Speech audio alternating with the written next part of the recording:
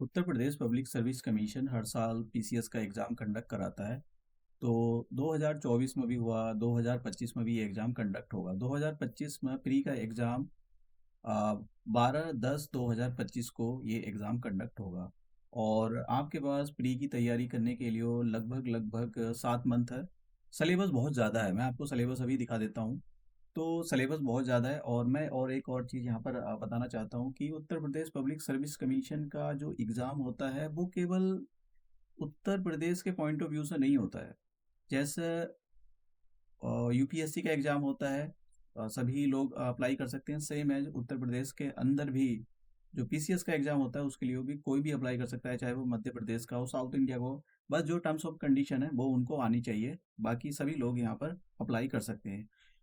Exam का syllabus क्या है? देखिए, एग्ज़ाम का सिलेबस किसी भी चीज़ का, जब भी आप किसी भी चीज़ की तैयारी कर रहे हो, तो उसके सिलेबस के बारे में आपको अच्छे से पता होना चाहिए।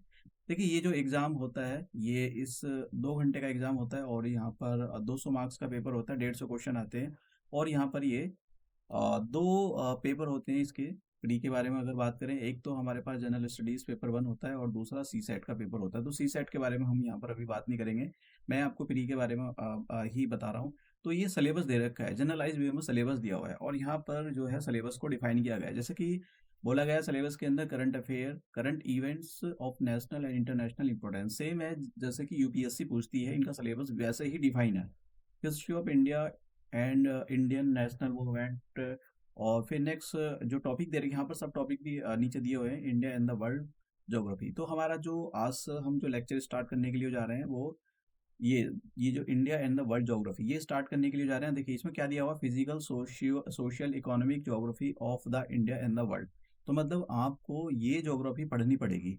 और यहाँ पर देखिए, यहाँ पर इन्होंने क्या बोला है, लास्ट में हम देखेंगे कि क्वेश्चन देखो, questions on the geography of the India will relate to the physical social and economic geography. देखिए अगर आपने 2024 का जो पेपर है उसको देखा हो, तो उसके उसके अंदर जो ज्योग्राफी के क्वेश्चन थे, काफ़ी मुश्किल क्वेश्चन थे।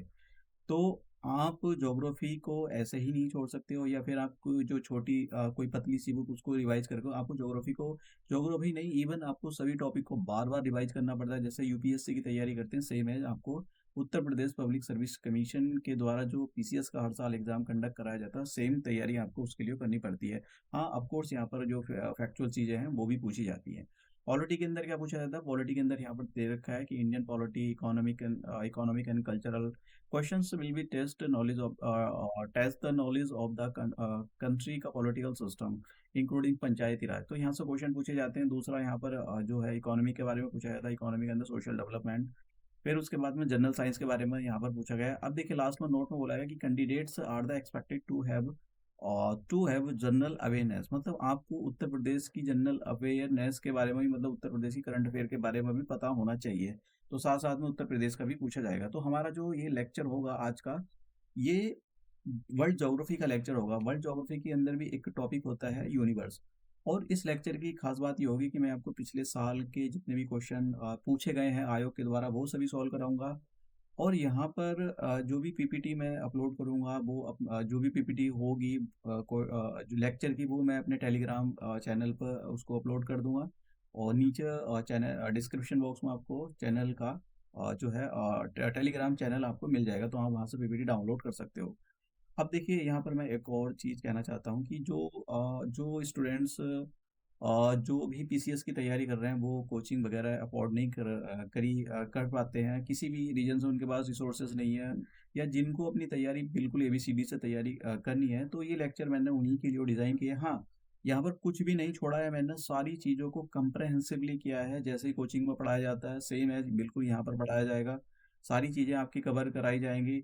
आपको कोई प्राइवेट कोचिंग वाला या फिर ऐसी कोई चीज़ें ज्वाइन करने की ज़रूरत नहीं है। दूसरी एक और चीज़ यहाँ पर मैं ये बोलूँगा कि मैंने जो भी लेक्चर अपलोड करूँगा, मैं उसका एक टेस्ट सीरीज़ बनाऊँगा। उस टेस्ट सीरीज़ में हिंदी और इंग्लिश दोनों के अंदर क्वेश्चन डिज़ाइन होंगे। क्वेश्चन पिछले साल के मैंने सभी इंक्लूड किए हैं, प्लस जो क्वेश्चन है, जो प्रैक्टिस करने वाले क्वेश्चन है, जहाँ से क्वेश्चन पूछने की पोटेंशियल होती है कि वहाँ से क्वेश्चन आ सकते हैं, मैंने उन क्वेश्चनों को भी उसके अंदर रखा है। तो आपको टेस्ट सीरीज जो हिंदी और इंग्लिश मीडियम के बच्चे हैं, वो दोनों ज्वाइन कर सकते हैं, क्योंकि मैंने वहाँ पर एक क्वेश्चन को हिंदी और इंग्लिश दोनों के अंदर डिज़ाइन किया है। लेक्चर जो होंगे, ये जो लेक्चर होंगे, ये पूरी तरह से इंग्लिश में डेडिकेटेड होंगे। तो यहाँ पर हिंदी वालों के लिए थोड़ी प्रॉब्लम हो सकती है। हाँ, आप अपने जो कॉन्सेप्ट है उनको सुन सकते हो, क्योंकि मैंने यहाँ पर एनिमेशन का बहुत ज़्यादा यूज़ किया है, कि जिसकी वजह से मैं चाहता हूँ कि जो आपके कॉन्सेप्ट है वो आसानी के साथ क्लियर हो जाए। तो सबसे पहले हम अपना जो लेक्चर है वो वर्ल्ड ज्योग्राफी से स्टार्ट करेंगे। वर्ल्ड ज्योग्राफी के अंदर भी हमारा जो यूनिवर्स चैप्टर है उससे स्टार्ट करेंगे। तो यूनिवर्स के अंदर हम क्या-क्या पढ़ेंगे? यूनिवर्स के अंदर पढ़ेंगे हम सन और उसका सन पूरा सोलर सिस्टम पढ़ेंगे। सोलर सिस्टम के अंदर हमारा सन आता है, मरकरी उसके जो है प्लैनेट्स आते हैं, जैसे कि मरकरी हो गया, वीनस हो गया, अर्थ, मार्स, फिर ये एस्टेरॉयड बेल्ट आती है, Jupiter, Saturn, Uranus and Neptune. तो इन सभी के बारे में हम देखेंगे, क्योंकि यहाँ से क्वेश्चन पूछे जाते हैं, अलग-अलग टाइप से क्वेश्चन पूछे जाते हैं। मैं आपको दिखाऊँगा कि किस-किस टाइप के क्वेश्चन पूछे जाते हैं। ये जो मैंने यहाँ पर थोड़े से डायग्राम यूज़ किए हैं, तो आप इन डायग्राम की देखो, जो जब भी आप ज्योग्राफी पढ़ रहे हो तो डायग्राम और मैप जो होता है वो की होती है। अगर आपने उसको मिस कर दिया, मैप आपके पास होना चाहिए जब भी आप ज्योग्राफी पढ़ रहे हो, और डायग्राम आपको अच्छे से बनाने आने चाहिए। कभी भी जब भी आप मेंस में लिखते हो तो डायग्राम अगर आप बनाते हो तो उसका आपके जो आंसर होते हैं उसमें वैल्यू एडिशन होता है। अब हम ये हमारा जो है सोलर सिस्टम है, तो सबसे पहले हम यहाँ पर सन से स्टार्ट करेंगे और फिर उसके बाद में मरकरी, वीनस।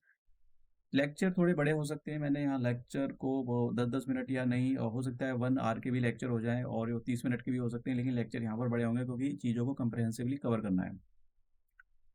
अब सबसे पहले हम यूनिवर्स पढ़ते हैं, तो यूनिवर्स के अंदर हमारा जो यूनिवर्स है उसकी फॉर्मेशन कैसे हुई, तो उसके लिए अलग-अलग थ्योरीज़ हैं। तो सबसे बहुत ही मोस्ट इम्पोर्टेंट थ्योरी, जो सबसे पॉपुलर थ्योरी है, जिस पर अभी मतलब रिसर्च चल रही है, लेकिन काफ़ी एविडेंसेस प्रूफ होता है कि ये जो थ्योरी है, जिस थ्योरी का नाम है बिग बैंग थ्योरी है, ये बताती है कि जो हमारा यूनिवर्स उसकी फॉर्मेशन कैसे हुई। तो इस थ्योरी को सबसे पहले लेमेटर ने दिया था, जॉर्ज लेमेटर ने दिया था।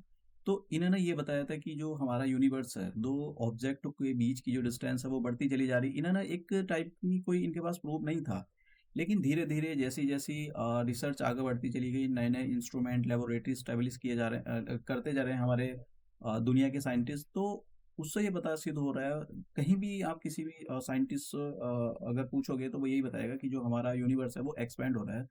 तो लेमेटर की जो थ्योरी थी कि हमारा यूनिवर्स फैल रहा है, तो इसी चीज़ को देखते हुए बहुत सारे एविडेंसेस मिले। कौन-कौन से वो एविडेंसेस हैं, जैसे कि हबल एडविन हबल ने अपना एक एविडेंस दिया था कि जो 2 ऑब्जेक्ट होते हैं, 2 ऑब्जेक्ट के बीच की डिस्टेंस बढ़ती चली जा रही, जैसे अर्थ और मून के बीच की डिस्टेंस बढ़ती चली जा रही। तो इससे ये प्रूफ होता है कि हमारा जो यूनिवर्स है वो एक्सपैंड कर रहा है। तो आपसे क्वेश्चन यहाँ से ही पूछा गया था बिग बैंग से, तो ये बताइए कि जो बिग बैंग की थ्योरी है ये किसको एक्सप्लेन करती है? This big bang theory is related to the formation of the universe. तो यूनिवर्स से रिलेटेड है, यूनिवर्स कैसे फॉर्म हुआ उसके बारे में ये बताती है। इन साइंटिस्टों के बारे में भी नहीं पूछा गया इवन किस साइंटिस्ट ने क्या बोला था, तो आपको इतना डेप्थ में जाने की जरूरत नहीं है। देखो कुछ चीजें ना जो पीसीएस का एग्जाम होता है, और वैसे तो पीसीएस का एग्जाम अलग अलग टाइप के एग्जाम होते हैं। अगर आप देखो जो हिमाचल प्रदेश वाला, तो उसमें वो सेम क्वेश्चन होते हैं जैसे कि जैसे कि पीसीएस, सॉरी, यूपीएससी में पूछे जाते हैं। और यूपी के अंदर भी बहुत सारे क्वेश्चन, उत्तर प्रदेश के अंदर भी बहुत सारे क्वेश्चन जो पीसीएस में पूछे जाते हैं, वो बिल्कुल एकदम यूपी पीसीएस के जैसे, यूपी पीसीएस, सॉरी, यूपीएससी के जैसे के लेवल के होते हैं। तो अगर आप अपने फंडामेंटल यूपीएससी के लिए भी तैयार करना चाहते हो, जो एग्जाम जिनको देना है, तो वो भी तैयार कर सकते हैं, क्योंकि मैंने यहाँ पर बहुत सारे कॉन्सेप्ट को यूपीएससी के पॉइंट ऑफ व्यू से भी क्लियर करने की कोशिश की है। जैसे कि ये क्वेश्चन पूछा गया था यूपीएससी के अंदर, तो कि कैसे कैसे प्रूफ होता है कि जो हमारा यूनिवर्स है, जो बिग बैंग थ्योरी जो है, इसको इसके क्या एविडेंस है कि हमारा यूनिवर्स फैल रहा है। तो एक तो ये 3 पॉइंट दे रखे थे उसमें, एक और पॉइंट था यहाँ पर, क्योंकि उस यूपीएससी के स्टेटमेंट जो होते हैं वो 2 स्टेटमेंट दे दिए जाएँगे, और आपको इनमें से ये ठीक है, ये गलत है, ये ठीक है, इस टाइप के जो क्वेश्चन फ्रेम किए जाते हैं। तो हम देखते हैं, 1-2 चीज़ें मैं आपको बताऊँगा कि जैसा कि यूनिवर्स हमारा एक्सपैंड हो रहा है, तो ये एक तो एविडेंस यही होता है कि बिग बैंग थ्योरी प्रूफ होती है। दूसरा हमारे पास कॉस्मिक माइक्रोवेव बैकग्राउंड रेडिएशन।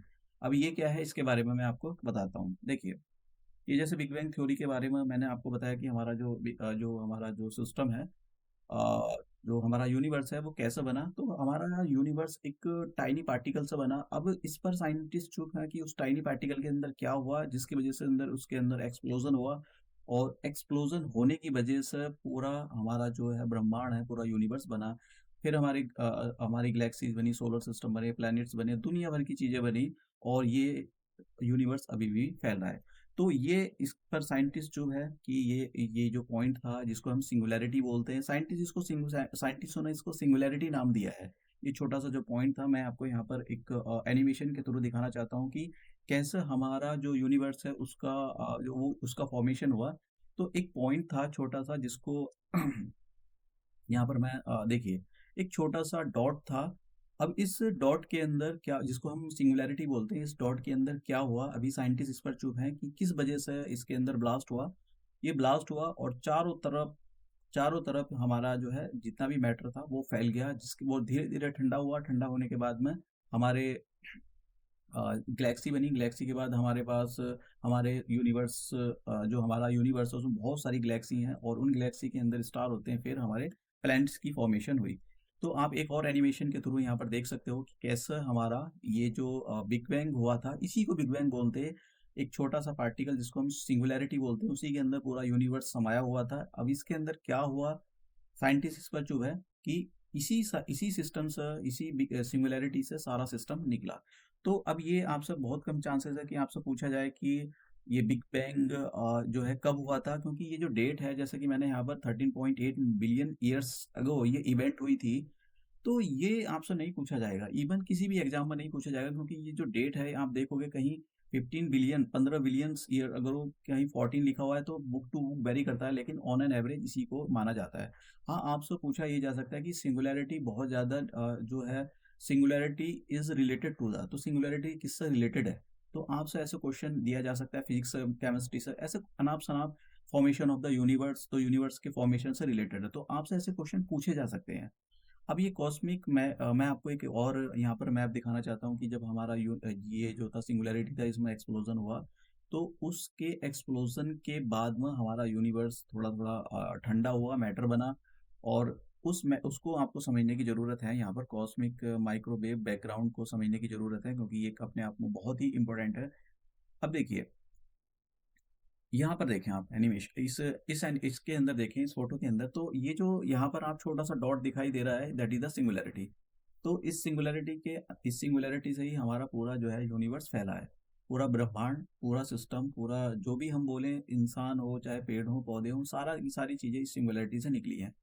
तो अब इसमें टाइम स्केल दे रखा है, तो आपको ये टाइम स्केल करने की ज़रूरत नहीं है। ये तो भई एक समझने के पॉइंट ऑफ व्यू से यहाँ पर मैंने यहाँ पर इसको मेंशन किया है।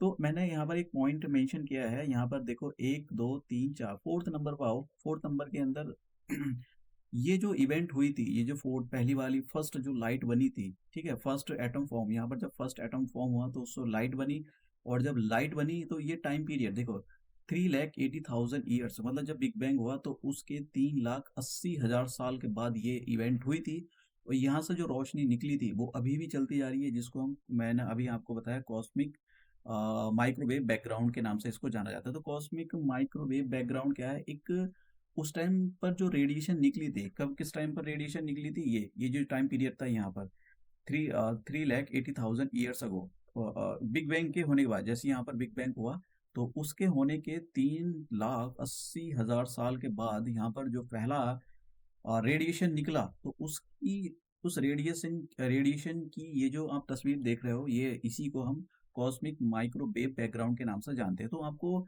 बस इसमें थोड़ा-सा टर्म लगा होना चाहिए भाई, कॉस्मिक ऐसा आपसे पूछ सकता है कि कॉस्मिक, अब देखो इनका ट्रेंड क्या है पूछने का, क्वेश्चन ईज़ी होगा, लेकिन अगर आपके कानों में वो शब्द लगे हुए हों, आपसे पूछा जाएगा कि जो कॉस्मिक माइक्रोवेव बैकग्राउंड है, ये न्यूज़ में रहता है, अब ये बताओ ये किससे रिलेटेड है?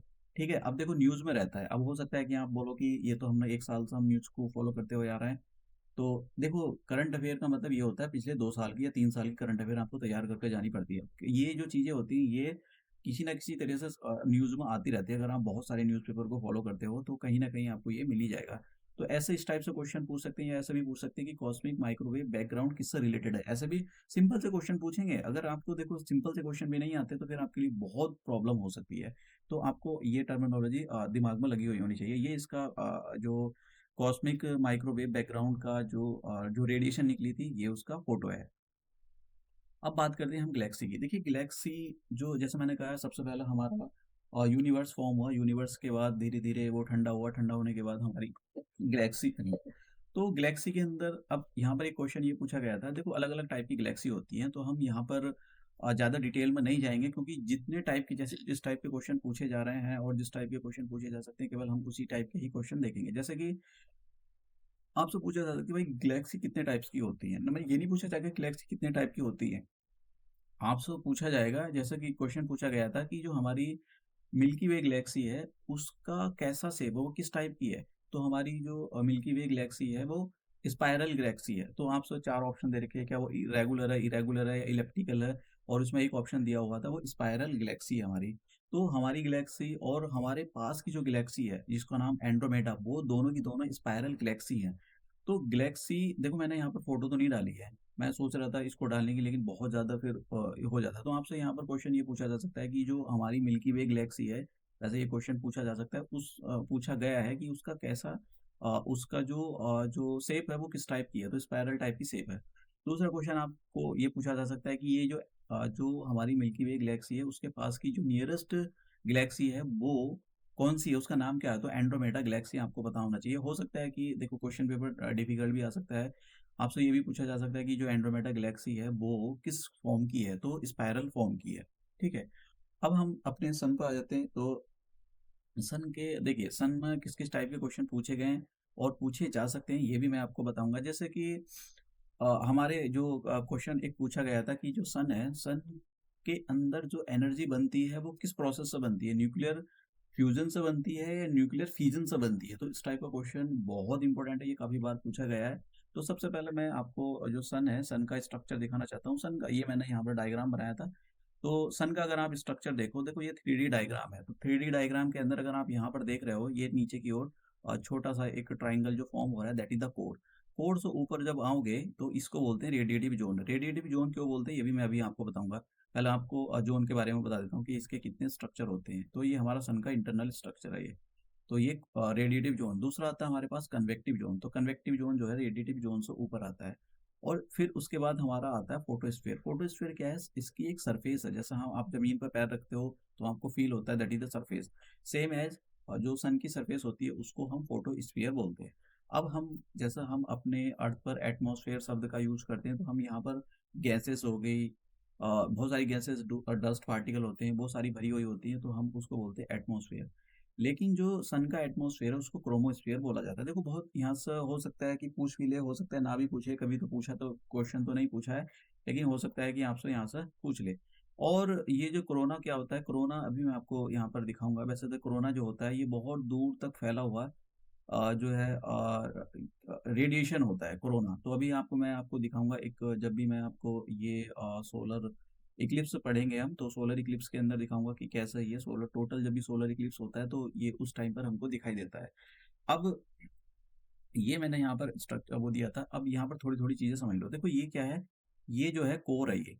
तो ये 2D मैंने 2D प्लेन पर जो है 3D डायग्राम को बनाने की कोशिश की, तो केवल एक्स और वाई एक्सिस ही मैं यहाँ पर दिखा पाया क्योंकि 2D प्लेन के अंदर 3D बनाना बहुत मुश्किल होता है, नहीं बना सकते। तो बना सकते हैं लेकिन बहुत मुश्किल होता है। तो देखो ये जो आपको देख रहे हो ना, ये वाला जो पार्ट है, इसको बोलते हैं हम कोर। कोर के अंदर टेम्परेचर 15 मिलियन डिग्री सेल्सियस होता है। ये टेम्परेचर इतना ज़्यादा होता है कि ये न्यूक्लियर फ्यूज़न की रिएक्शन को सस्टेन कराने के लिए बहुत ज़्यादा होता है।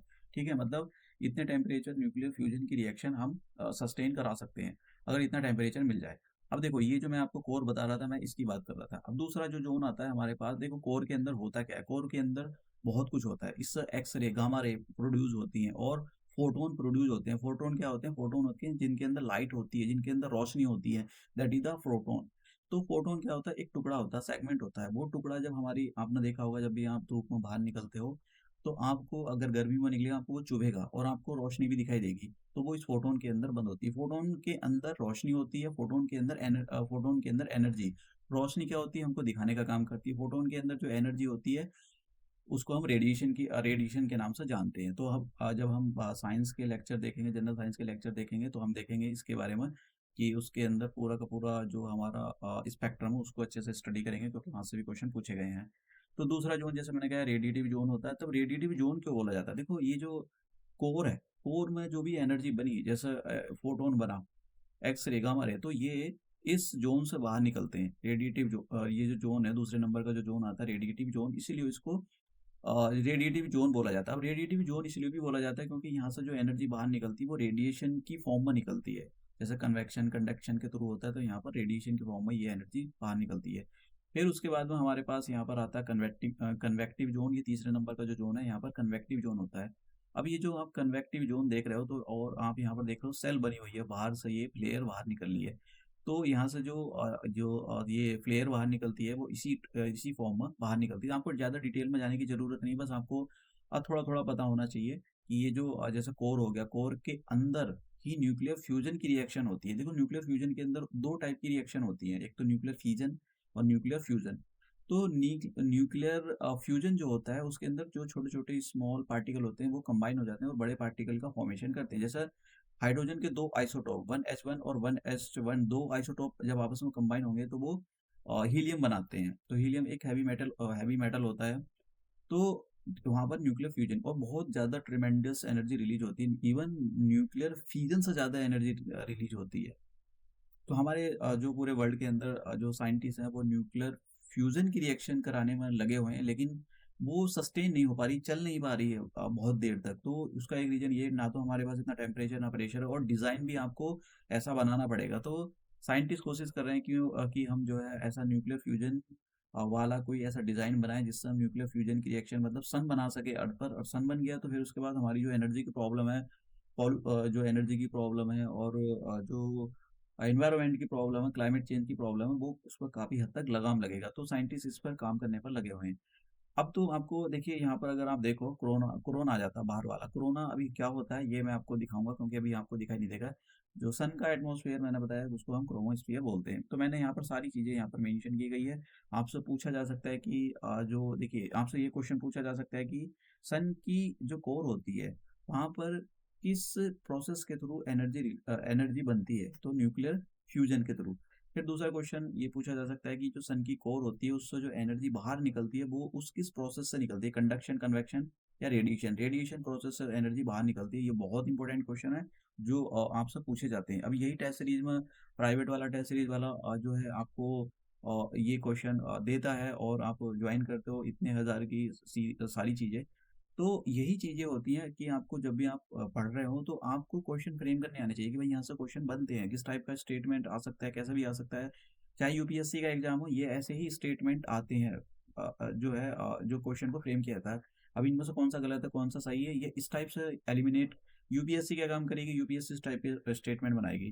2-3 स्टेटमेंट पिक करेगी, उसमें से कौन सा सही है, कौन सा गलत है, इस टाइप के आपसे क्वेश्चन पूछे जाते हैं। पीसीएस में क्या होता है, कोई स्टेटमेंट आपको एक उठा लेगा, जैसा आपको एक स्टेटमेंट उठा लेगा कि कोर के अंदर जो एनर्जी फॉर्म होती है, वो किस प्रोसेस के थ्रू होती है। तो इस टाइप का एक जो है स्टेटमेंट आपसे उठा सकता है।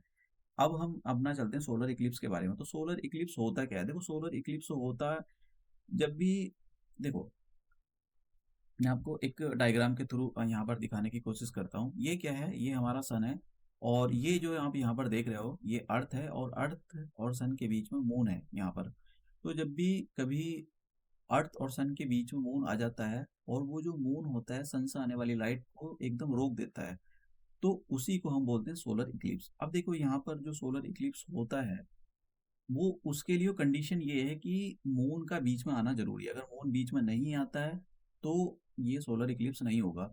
और एक और जो ये जो कभी आ भी जाए, तो इसका फुल मून होना ज़रूरी है, सॉरी, न्यू मून होना ज़रूरी है। न्यू मून होने का मतलब ये होता है कि यहाँ से मून बनने की स्टार्टिंग होगी। मून बनने का स्टार्टिंग का मतलब ये नहीं कि मून नए सिरे से बनता है।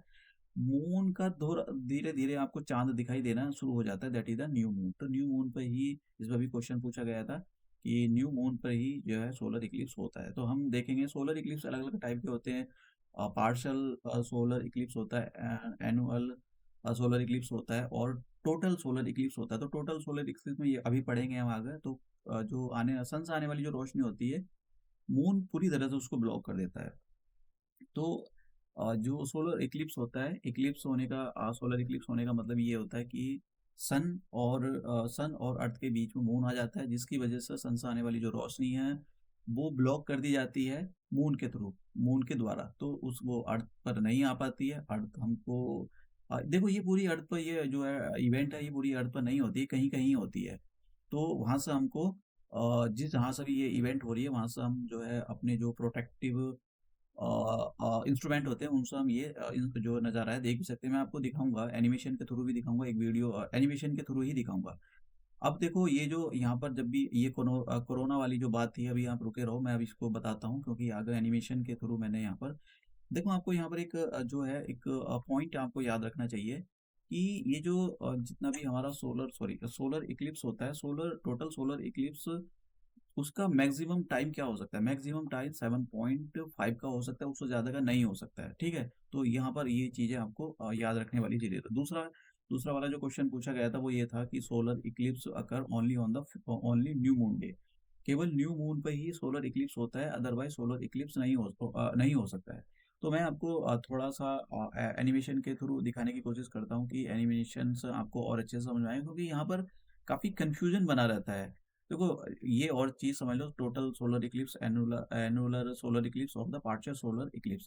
तो टोटल सोलर इक्लिप्स में क्या होता है मैं आपको अभी ले चलता हूँ एनिमेशन पर और उसमें दिखाता हूँ कि कैसा सोलर इक्लिप्स हमारे पास होता है। तो देखो यहाँ पर एक एनिमेशन है तो आप यहाँ पर 2-3 चीज़ों को ध्यान में रखना है आपको इस सॉरी इस एनिमेशन में आपको 2-3 चीज़ों का ध्यान रखना है। अभी आप देखोगे कि एक 2 पोजीशन होती है सन की और ये जो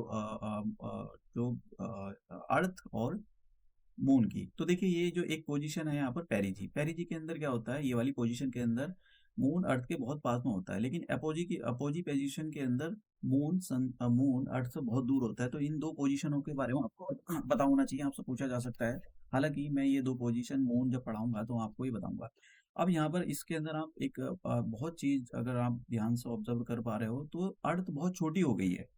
ठीक है? अब तो इसका मतलब क्या है? इसका मतलब ये है कि जो मून है वो अर्थ से बहुत दूर चला गया है। अर्थ छोटी नहीं है, अर्थ तो सेम ही है, लेकिन मून बहुत दूर चला गया है मतलब अपनी जो अपोज़ी वाली पोज़ीशन है उस पर चला गया है। पेरिजी वाली पोज़ीशन पे जो है मून जब भी आएगा तो अर्थ के पास होता है तो हमको मून बड़ा दिखाई देता है। तो यही इसमें यहाँ पर दिखाया गया है डायग्राम इसमें एनिमेशन के थ्रू एनिमेशन के अंदर और एक और चीज़ ध्यान रखना कि यहाँ पर आके जब भी मून यहाँ पर आएगा तो उसपे शैडो गिरती है अर्थ की। तो ये अभी उसके अंदर हम यूज़ करेंगे देखो, अभी यहाँ पर मून देखो, यहाँ देखो, ये अभी ये देखो ये कंप्लीटली यहाँ पर कैसा हो गया था एकदम डार्क हो गया था तो हम जब लूनर इक्लिप्स देखेंगे तो हम इस इवेंट को जब देखेंगे। अब यहाँ पर टोटल सोलर इक्लिप्स के बारे में देखो कि ध्यान से देखना टोटल सोलर इक्लिप्स मैं यहाँ पर जो है ये एनिमेशन 2 एनिमेशन दिखाऊँगा, तो इस एनिमेशन से हो सकता है आपको थोड़ा कम समझ में आए, पर कोशिश करना कि जितना भी समझ में आए। ये हमारे पास क्या है सन है और ये क्या है अर्थ, अर्थ और सन के बीच में क्या है मून। तो अगर अर्थ पर आने वाली जो रोशनी है मून ने कंप्लीटली ब्लॉक कर दी है, तो उस टाइम पर सोलर इक्लिप्स होता है। तो इसका एग्ज़ाम्पल मैं आपको इस एनिमेशन से आपको बहुत अच्छे से समझ में आएगा। ये टोटल सोलर इक्लिप्स है, इसको ध्यान से देखना जो है सन पूरी तरह से कंप्लीटली हाइड आउट हो जाएगा।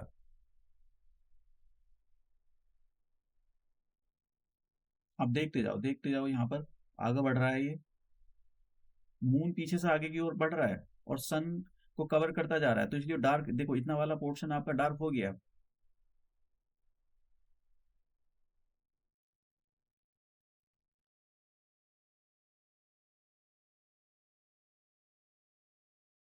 देखो, इसको बोलते हैं solar Eclipse, total solar Eclipse. आप समझ रहे हो ना मून आगे की ओर बढ़ रहा है, मून आगे की ओर बढ़ रहा है और यही न्यू न्यू मून होता है।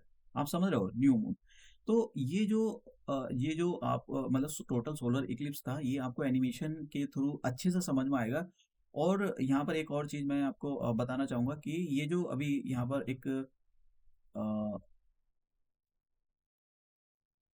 हाँ, ये देखो, यहाँ पर आप जो देख रहे हो व्हाइट कलर की जो लाइट आपको मून देखो ये आगे मून है, पीछे इसके सन है।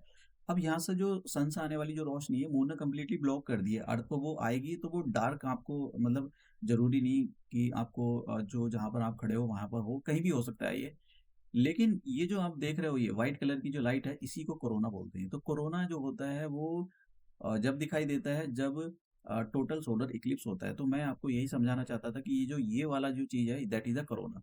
तो इस एनिमेशन के थ्रू आपने देखा ये सारी की चीज़ें मैं जो है अपने टेलीग्राम चैनल पर अपलोड कर दूँगा और आप कोशिश करो कि ये पीपीटी अपने मोबाइल में रख कर जो भी मोबाइल है या लैपटॉप है उसमें इन सारी चीज़ों को अच्छे से समझो, क्योंकि यूपीएससी का एग्जाम हो या कुछ कोई सा भी एग्जाम हो, आप चाहे बिहार पब्लिक सर्विस कमीशन के लिए तैयारी कर रहे हो, किसी के लिए हो, ये सारी चीज़ें बेसिक कॉन्सेप्ट सभी के लिए जो है आपको आने चाहिए। इवन चाहे आप एसएससी की भी तैयारी कर रहे हो, एसएससी के अंदर आप मैंने देखा है बच्चों को मैक्सिमम वो लूसेंट को ही तैयार करते हैं। देखो लूसेंट का ज़माना अब गया, अब एआई का ज़माना आ गया है। तो और अंडरस्टैंडिंग आप जितनी बढ़ाओगे उतना ही आपके जो एग्ज़ाम निकलने के चांसेस ज़्यादा हो जाते हैं। अगर आपने रट्टा मारा तो फिर बहुत ही मुश्किल होता है।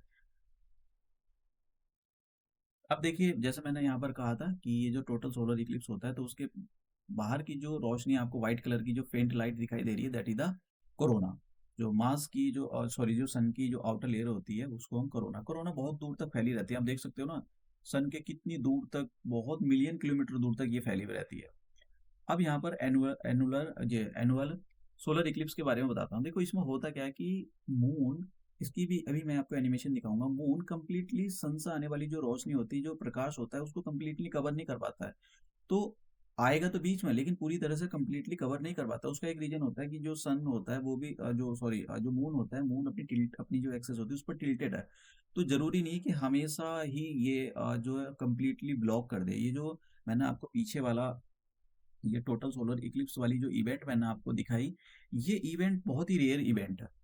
हो 18 मंथ में हो, ये बहुत कम इवेंट जो जो सोलर ये टोटल सोलर इक्लिप्स होता है ये बहुत कम देखा जाता है।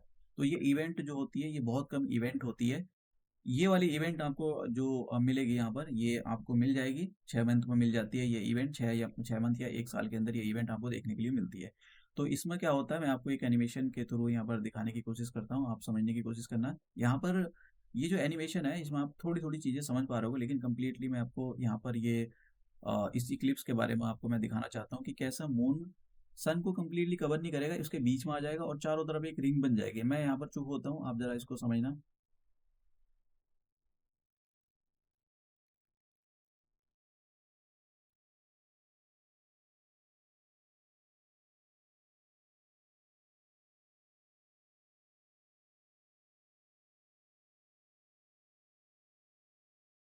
तो आप देख रहे हो कि मून, ये जो डार्क डार्क चीज आपको दिखाई दे रही है ये मून है और इसके जो पीछे है वो सन है। तो यहाँ पर मून ने सन को कम्प्लीटली कवर नहीं किया। देखो ये चीजें मतलब न्यूज़पेपर में आप पढ़ते होगे कि कुछ बच्चे पढ़ लेते हैं, बस उसको पढ़ लिया, लेकिन वो कैसे काम करता है। लेकिन देखो जो यूपीएससी वाले बच्चे होते हैं ना वो काफी ज्यादा मतलब इंटेलिजेंट सारे तो नहीं होते, लेकिन वो बहुत दिमाग लगाते हैं। तो आप एक बार चीजों को देख लो, अच्छे से समझ लो, तो फिर आपको बार बार हर बार किताब, मान लो न्यूज़पेपर में आ गया ये कि भाई जो टोटल सोलर इक्लिप्स आपको पता ही नहीं है ये इवेंट कैसे होती है, मतलब क्या मतलब होता है इसका, बस पढ़ लिया आपने, फिर कहते हैं कि हमने द हिंदू पढ़ लिया, हमने इंडियन एक्सप्रेस पढ़ लिया। देखो उसको कोई फर्क नहीं पड़ता है। लेकिन जो स्मार्ट होते हैं वो क्या काम करते हैं, उनको पहले पूरे कॉन्सेप्ट अपने बेसिक फंडामेंटल क्लियर रखते हैं, फिर उसके बाद वो न्यूज़पेपर पढ़ते हैं। लेकिन जो बच्चे वैसे होते हैं जिनको मतलब वो यूपीएससी वाले, तो यूपीएससी वाले का मतलब, मेरे कहने का मतलब किसी को मैं गलत नहीं बोलना चाहता हूँ कि बस वो उनको यूपीएससी की तैयारी करनी है और कुछ नहीं करना, एग्जाम नहीं निकालना। तो ऐसे बच्चों के लिए तो फिर बहुत मुश्किल होता है कि उनके कॉन्सेप्ट क्लियर नहीं है, बस उनको यूपीएससी की तैयारी करनी है। तो फिर ये बहुत मुश्किल होता है। तो मैं यहाँ पर फिर से इसको प्ले कर रहा हूँ, तो देखोगे आप। देखिए यहाँ पर आप देखो कैसे मून आगे की ओर मूव कर रहा है और सन पीछे ही रह जाता है। तो ये धीरे धीरे खत्म हो रहा है। ठीक है, अब अरोरा के बारे में बात करते हैं हम कि ये हमारा जो अरोरा होता है। देखो अरोरा जो होता है, ये मैं आपको सारी की सारी वीडियो जो जितनी भी एनिमेशन है, सॉरी पीपीटी है, अपने टेलीग्राम चैनल पर आप वहाँ से मेरे अपलोड कर डाउनलोड कर सकते हो। अब मैं आपको यहाँ पर अरोरा से समझाने से पहले थोड़ी सी चीज़ें आपको समझाना चाहता हूँ। देखो ये हमारा सन है और ये हमारी अर्थ है। अर्थ अर्थ पर अर्थ का अपना मैग्नेटिक फील्ड है। अर्थ का मैग्नेटिक फील्ड कैसा है, जरा मैं आपको एक एनिमेशन के थ्रू दिखाना चाहता हूँ। तो आप यहाँ पर इस एनिमेशन के थ्रू देखने की कोशिश करना कि आपको समझ में आएगा। ये जो आप देख रहे हो ये सन है और सन से सोलर विंड बाहर निकल रही है। सोलर विंड होती क्या है, ये चार्ज पार्टिकल होते हैं, गैस के चार्ज पार्टिकल होते हैं, ये बाहर निकलते हैं और ये पूरे हमारे सोलर सिस्टम में फैलते हैं, अर्थ पर भी आते हैं। तो अर्थ पर देखो, अर्थ पर जैसे ही आएंगे आप, ये ब्लू कलर का जो देख रहे हो ये अर्थ का मैग्नेटिक फील्ड है और ये जो चार्ज पार्टिकल है अर्थ के मैग्नेटिक फील्ड से आकर यहाँ पर इंटरेक्ट करते हैं।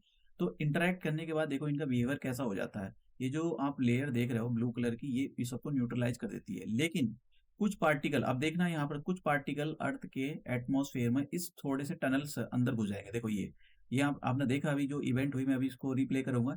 तो ये आप चारों तरफ देखो, दोनों नदर्न हेमिस्फीयर और सदर्न हेमिस्फीयर में दोनों पर आप देख रहे हो 66 डिग्री पर, देखो ये वाली, तो आपको अरोरा दोनों साइड मिलता है, नदर्न हेमिस्फीयर में और सदर्न हेमिस्फीयर में, दोनों में मिलता है। तो मैं आपको फिर से एक बार रिप्ले करने की कोशिश करता हूँ। देखो यहाँ पर देखना, ये सोलर विंड निकली है, चार्ज पार्टिकल निकल रहे हैं, और ये चार्ज पार्टिकल हमारे अर्थ पर जाते हैं। अर्थ पर अर्थ का मैग्नेटिक फील्ड है, अर्थ का मैग्नेटिक फील्ड से जब ये इंटरेक्ट करते हैं तो अर्थ का मैग्नेटिक, क्योंकि ये चार्ज पार्टिकल होते हैं, तो वहां पर होता क्या है, अर्थ का मैग्नेटिक फील्ड इनको न्यूट्रलाइज करता है। देखिए यहाँ पर अर्थ का मैग्नेटिक फील्ड न्यूट्रलाइज कर, इनको बाहर की ओर फेंकता है और लंबी सी एक पूंछ बन जाती है। ये सब अर्थ का मैग्नेटिक फील्ड है।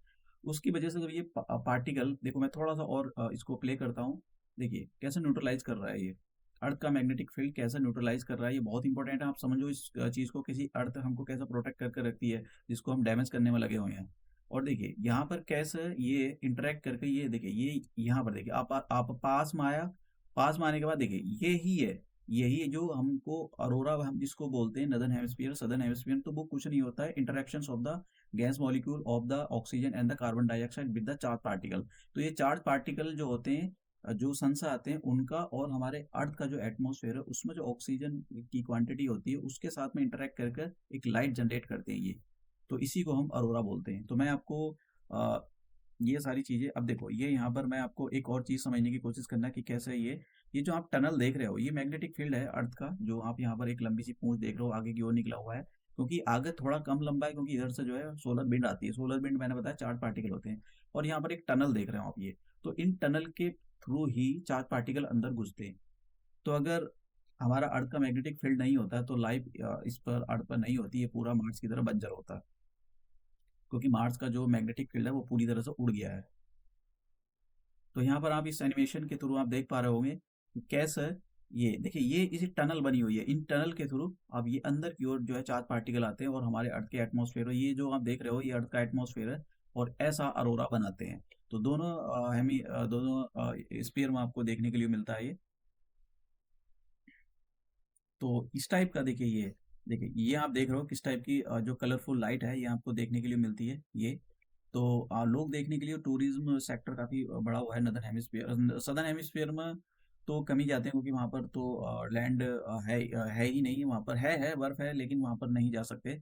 तो जिधर लैंड है और जिधर जा सकते हैं उधर ही जाते हैं। तो आपको ये जो इस टाइप का पिंक कलर का है आप देख रहे हो, ये मैग्नेटिक फील्ड है, और ये जो ये येलो कलर की जो लाइट यहाँ पर देख रहे हो ये इंटरैक्ट की लाइट है यहाँ पर। और यहाँ पर देखो ऊपर भी नीचे भी ये अरोरा फॉर्म हो रहा है।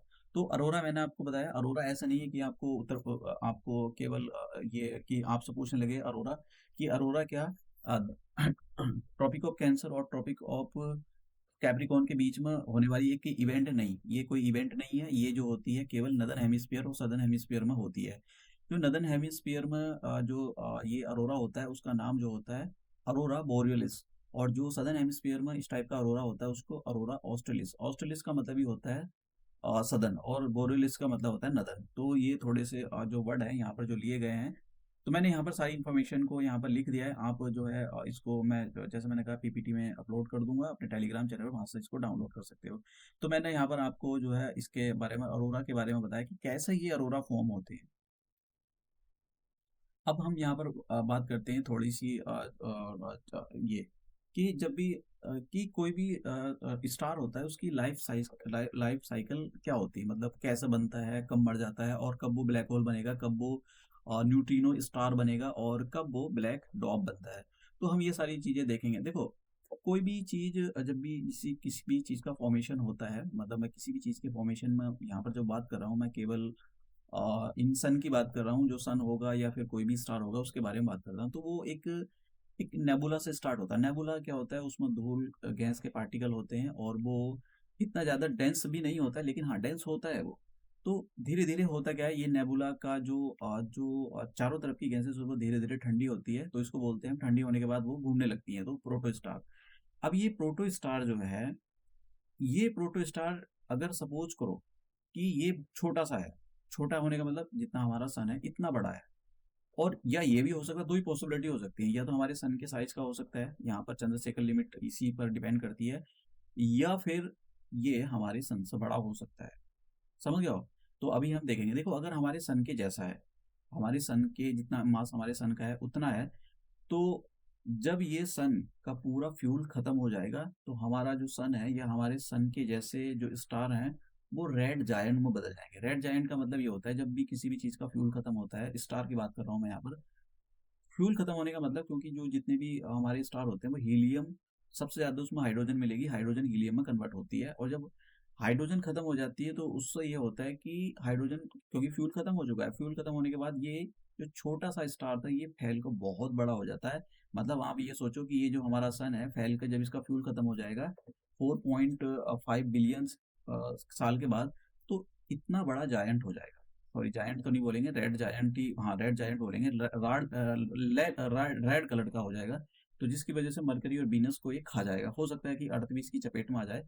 तो अभी कह नहीं सकते, साइंटिस्ट बोलते हैं कि भाई अभी तो कुछ कह नहीं सकते, लेकिन हो सकता है अर्थ पर जीवन इम्पॉसिबल हो जाए। वैसे भी पॉसिबल कहाँ रहेगा, वो तो ह्यूमैनिटी ही खराब करने में लगी हुई है।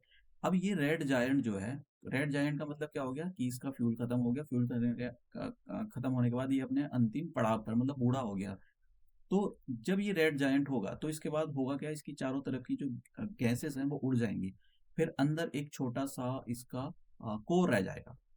अब ये जो कोर है, क्योंकि हमारा जो सन है, सन का जो मास है वो ज़्यादा नहीं है, तो यहाँ से सारी चीज़ों को सन से कंपैरिजन किया गया है।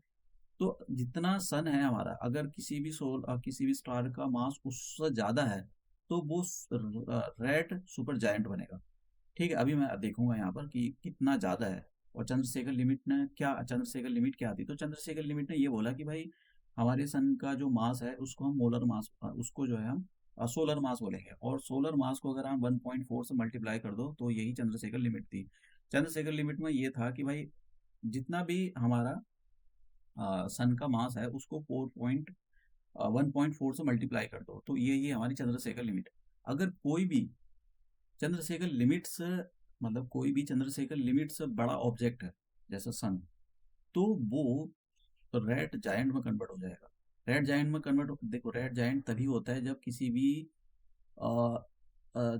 किसी भी जो स्टार होते हैं उनका अपना फ्यूल खत्म हो चुका है, बस वो अपने अंतिम सांसें गिन रहा है।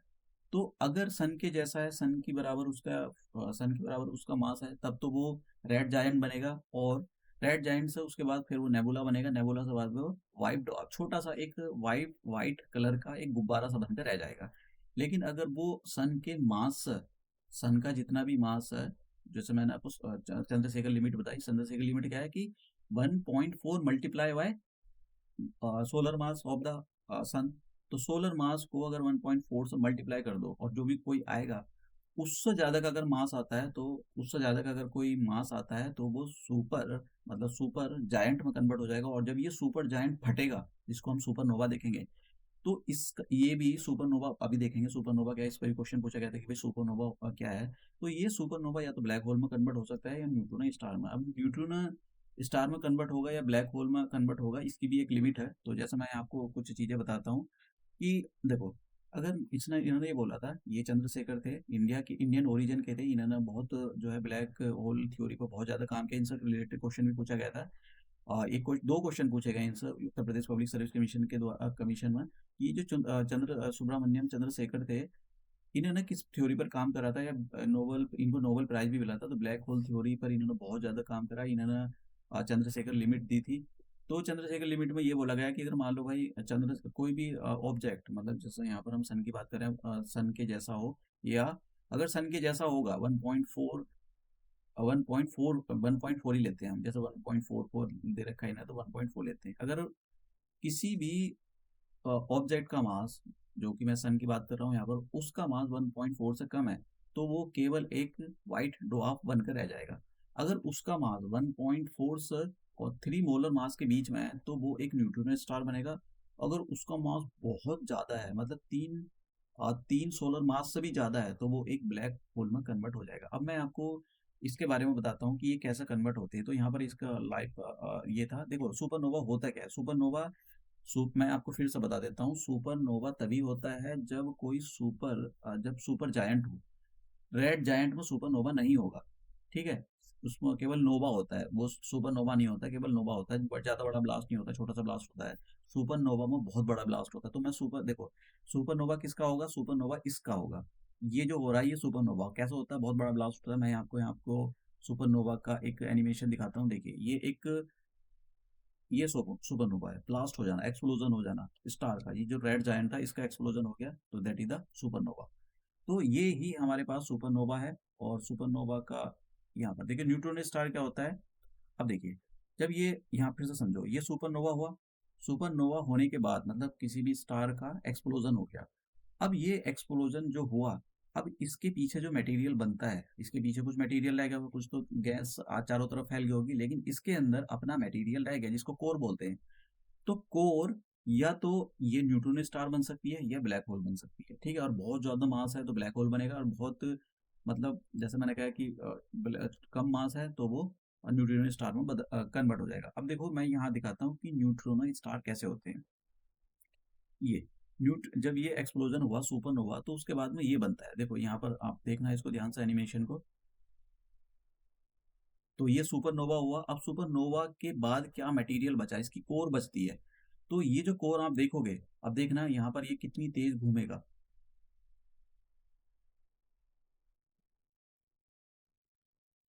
तो यहाँ पर देखिए ये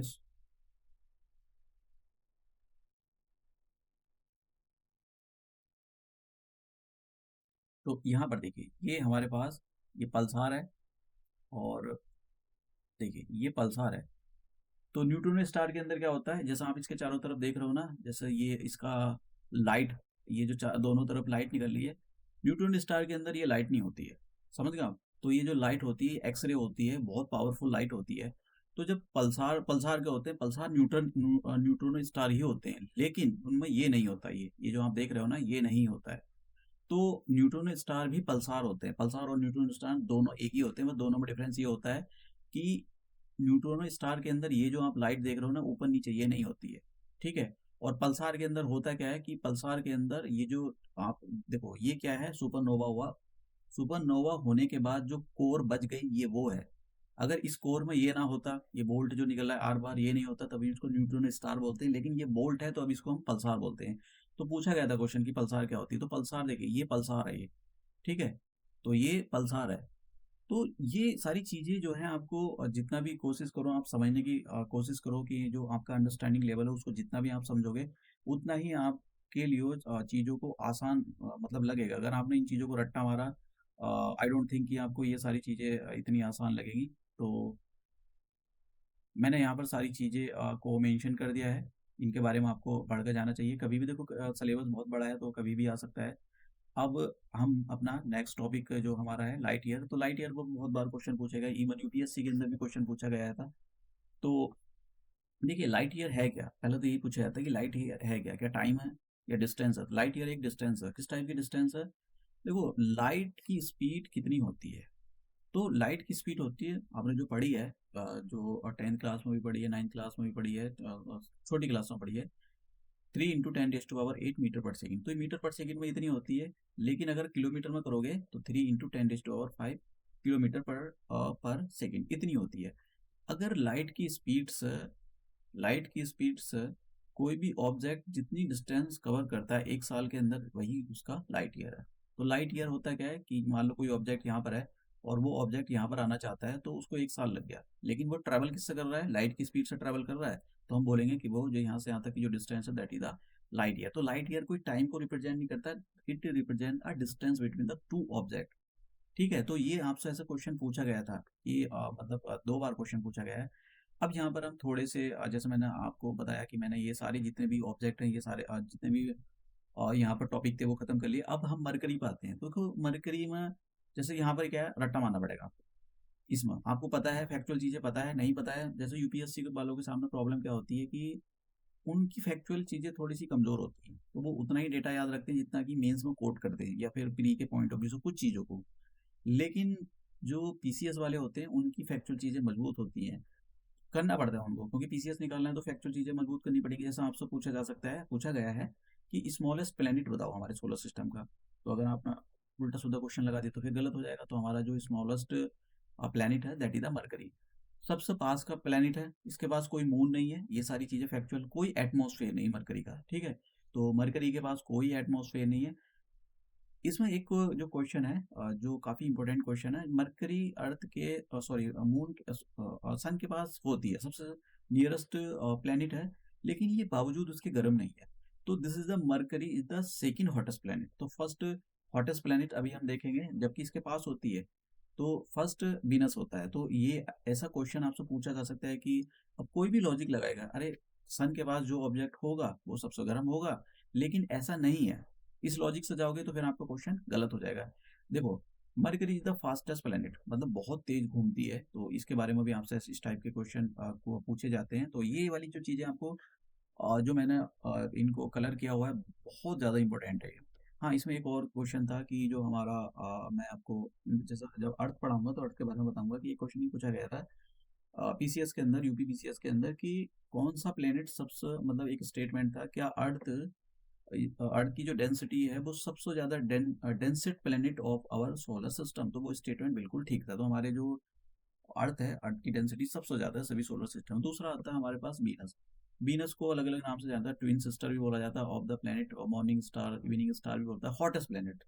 अब यहाँ पर आता है ये इतना गर्म प्लेनेट क्यों है, समझ गए आप। अब यूपीएससी वाला जो क्वेश्चन बनाएगा, यूपीएससी वाला जैसे क्वेश्चन बना दिया उसने, असर्शन रीजनिंग के क्वेश्चन या कैसे भी बना सकता है कि वीनस इज जैसे असर्शन रीजनिंग के क्वेश्चन अगर उसको बनाने हो, जो आजकल पीसीएस वाले, जैसे उत्तर specially Uttar Pradesh public service commission वाला असर्शन रीजनिंग वाले क्वेश्चन बनाकर जो है बच्चों को कंफ्यूज कर कर परेशान करता है। बहुत ज़्यादा असर्शन रीजनिंग के क्वेश्चन आ रहे हैं आजकल। तो आपसे क्वेश्चन अगर असर्शन रीजनिंग में बन रहा है तो वो इस टाइप का बनेगा कि Venus is the hottest planet, ठीक है, रीजन रीजन में ही डाल देगा, और जो असर्शन में डालेगा, सॉरी असर्शन में डालेगा, फिर रीजन में क्या डालेगा, रीजन में ये डालेगा कि वीनस वीनस मून सॉरी सन के सबसे पास है इसलिए वो गर्म है, समझ गए आप। तो क्या ये जो मैंने रीजन बताया वो सही है, वो रीजन गलत है। मून, ये जो वीनस है, वीनस इसलिए गर्म है क्योंकि यहाँ पर कार्बन डाइऑक्साइड बहुत ज्यादा है, जिसकी वजह से कार्बन डाइऑक्साइड जो गैस होती है वो इनकमिंग सोलर रेडिएशन को तो आने देती है, लेकिन जब इनकमिंग सोलर रेडिएशन सन से आती है, आने के बाद वीनस से टकराएगी और फिर वापसी जाएगी, तो ये कार्बन डाइऑक्साइड उसको बाहर नहीं जाने देती, जिसकी वजह से वहां पर बहुत ही ज्यादा टेम्परेचर हो जाता है। तो मतलब वहां पर बोलो कि ग्रीन हाउस गैस की वजह से वहां पर सबसे ज्यादा टेम्परेचर है। तो सही स्टेटमेंट जो होगा वो ये देखो, रीजन में क्या होगा, अगर यूपीएससी को क्वेश्चन फ्रेम करना तो वैसे ही फ्रेम करेगी, और PCS Uttar Pradesh public service commission वाला है तो वो भी ऐसे ही फ्रेम करेगा। तो आपको पता होना चाहिए कि वीनस जो है हॉटेस्ट प्लेनेट इसलिए है क्योंकि वहां पर कार्बन डाइऑक्साइड मतलब ग्रीन हाउस गैस सबसे ज्यादा है, और इसी की वजह से वो अर्थ जो प्लेनेट है वो सबसे ज्यादा गर्म है। एक स्टेटमेंट आपको पता होना चाहिए, सारे के सारे प्लेनेट जो देखो, सारे के सारे जो प्लेनेट होते हैं हमारे वेस्ट टू ईस्ट घूमते हैं, लेकिन ये जो वीनस और यूरेनस है, यूवी, ये एंटी क्लॉकवाइज घूमते हैं, मतलब ये ईस्ट टू वेस्ट घूमते हैं। तो ये सारी चीजें आपको पता होना चाहिए। तो बहुत इंपॉर्टेंट यहाँ पर मैंने चीजें, ब्राइटेस्ट प्लेनेट है, ये सारी चीजें आपको फैक्चुअल चीजें पता होनी चाहिए। नहीं पता है तो देखो इसमें से हर पॉइंट पर क्वेश्चन बनता है, नहीं पता है अब आपसे क्वेश्चन पूछा जाता है जो वीनस होता है, वीनस सबसे ज्यादा ब्राइटेस्ट है, सबसे ज्यादा चमकता जो प्लेनेट है, क्यों है, क्योंकि वहां पर सल्फर डाइऑक्साइड मिलती है, और सल्फर डाइऑक्साइड जो होती है, सल्फ्यूरिक एसिड जो होता है, वो रिफ्लेक्टिविटी उसकी बहुत ज्यादा होती है, मतलब जैसी रोशनी आएगी तुरंत रिफ्लेक्ट कर देगा, तो उसकी रिफ्लेक्टिविटी बहुत जाती है, तो उसको बहुत ज्यादा ये ब्राइटनेस है।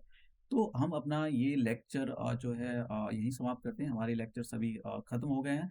तो मैं आपको यही बोलूंगा कि आपको जो चीजें हैं उनको बहुत ही कंप्रहेंसिवली तैयार करना है। फ्रैगमेंटेड वे में आपने तैयार किया तो देखो नुकसान तो आपका ही होगा, और आपको फिर री एग्जाम, मतलब जो भी नेक्स्ट एग्जाम आएगा, लेकिन जो स्मार्ट बच्चे होते हैं जिनको निकालना होता है वो बार बार रिवाइज करते हैं और चीज़ों को कंप्रहेंसिवली तैयार करते हैं। तो चीज़ों को मैंने यहाँ पर कुछ चीज़ें समझाने के बेसिस कुछ फालतू भी बताई हैं, लेकिन आपको वो फालतू भी पढ़नी पड़ेंगी, ऐसा नहीं कि टू द पॉइंट कोई स्टेटमेंट में आपको बता दूं यही आ जाएगा, नहीं, ऐसा कुछ नहीं होता, किसी को भी नहीं पता होता है। बस हाँ, एक पता होता है कि यहाँ से आ सकता है, तो बहुत कुछ पढ़ना होता है। तो हम अपना ये लेक्चर यहीं समाप्त करते हैं, और अपने लेक्चर की जितनी भी पीडीएफ वगैरह या पीपीटी होंगी वो सारी मैं अपने टेलीग्राम चैनल पर अपलोड कर दूंगा।